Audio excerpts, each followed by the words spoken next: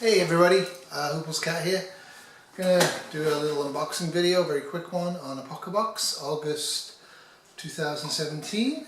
This is the Bushcraft Dump Pouch box, and I don't think it's as good as the last one, but again it's full of stuff that I probably wouldn't buy, that I could vision myself needing in a very bad apocalypse. Nice green box. The main item in this box is the Bushcraft Dump Pouch. It's waxed. You can attach to the belt. You can also hang it, and there's also a little pouch here, and there's a little picture on it of something. Anyway, when I try out the box, I'll show you this. Fairly good. The idea is that you go foraging and shove stuff in here.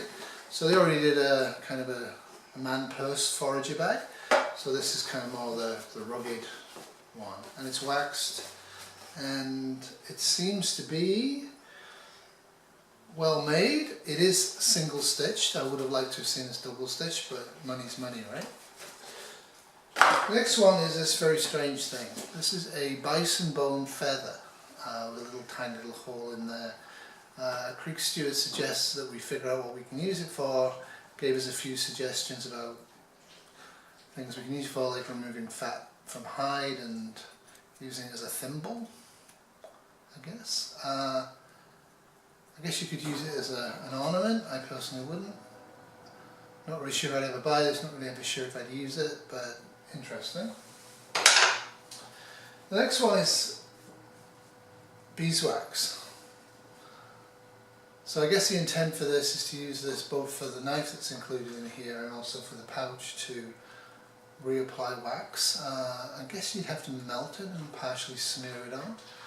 It comes in a nice little Swedish type pouch, which you could hang from your neck, I guess. And it also ties up. Of course, beeswax doesn't quite fit the pouch, but I do have sympathy for Apocabox. To expect $60 American, which is what I pay in Canada, to go out there and buy and purchase and make a load of whole different things every couple of months is unrealistic. So I think I'm guessing what they're doing is they're finding nice items and matching other items to go with it. I appreciate that. This is from their Whiskey Burr line of knives. Nice little patch. You could put lanyard in it, use as a neck knife. You could attach it to a pack. High carbon steel knife, this is how it comes. It's small, but it's good. Reasonably sharp. We'll cut paper slightly so you can really sharpen it. Because of the type of blade, you only really sharpen one side of it, which I find interesting. But yeah, not bad. Fairly thick.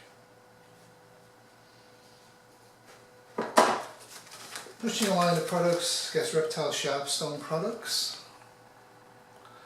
So what this is 4 tiny little ceramic sharpening stones.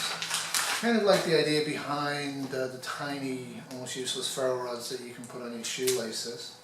I probably wouldn't put these on my shoelaces, but as a backup sharpener, not bad. There's 4 of them, you can put them in different bags. Holes so you can attach them places.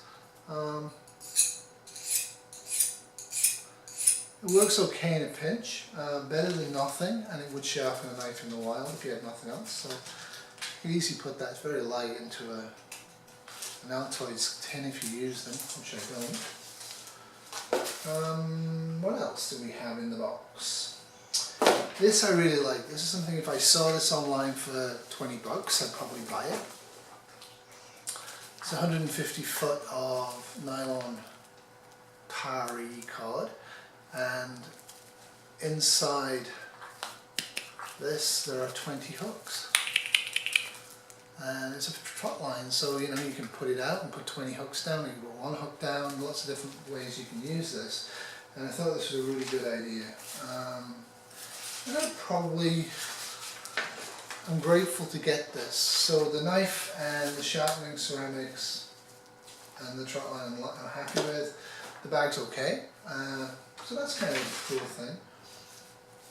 The challenge is to use the trot line, make a limb line set. Almost certainly not legal. He actually included this, which is a great idea. I hope it keeps this going, which is like a page of actual written instructions. Usually he's illustrations in the Apocabox. Creek Stew's illustrations are nice, but hand-drawn, and those of us who don't have any experience might have some trouble. With this one, it's pretty straightforward. He also talks about how to secure it using bevels and things, so it's a good idea.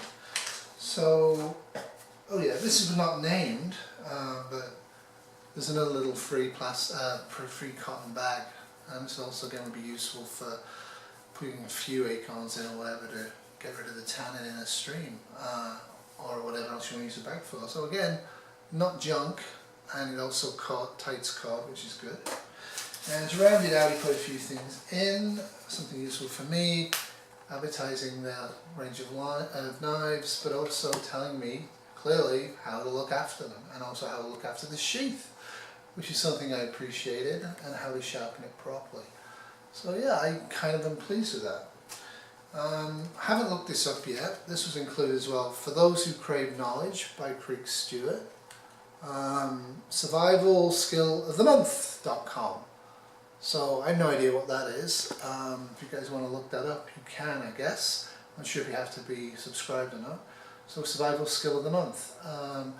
That's the beauty of the Apocabox for me, is the skills challenges. Not that I do them very often, but I keep the stuff and I think about it, and it makes me more motivated to think more about bushcraft, more about long-term survival than fighting my way out of this blazing city and then having a happy life after that.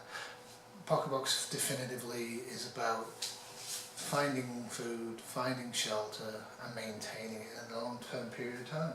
So I still think this is a good box. I think if you're on a budget, no.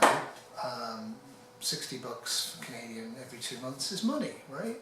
For me, it's not a huge amount of money, and I quite enjoy the box. So until and if the quality deteriorates or the products start to not surprise me, I will continue to subscribe to the Apocabox. I don't subscribe to any other boxes.